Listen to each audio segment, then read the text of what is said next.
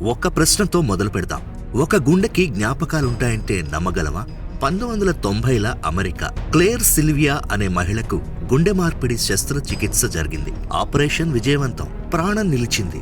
కానీ ఏదో మారింది. ఆమె అసహ్యించుకునే ఆహారాలే ఇప్పుడు కావాలనిపించాయి.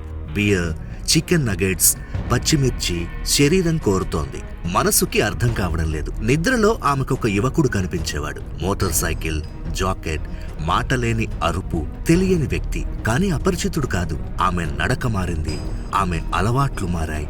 స్నేహితులన్నారు, నువ్వు నువ్వులా లేవు అని. వైద్యులు చెప్పారు, ఇది మందుల ప్రభావం అని. శాస్త్రవేత్తలు చెప్పారు, జ్ఞాపకాలు మెదడులోనే ఉంటాయి. కానీ నిజం అక్కడితో ఆగలేదు. 1 సంవత్సరం తర్వాత ఆమె దాత కుటుంబాన్ని కలిసింది. ఆ యువకుడు 21 ఏళ్ల వయస్సు. మోటార్ సైకిల్ ప్రమాదంలో మృతి. చనిపోయే ముందు చికెన్, నగెట్స్, బీర్ కొన్నాడు.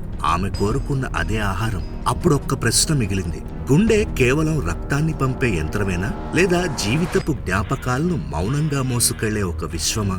ఒక గుండె మార్పిడిలో మనం ఒక ప్రాణాన్ని రక్షిస్తున్నామా, లేదా ఇంకొక జీవితాన్ని పంచుకుంటున్నామా?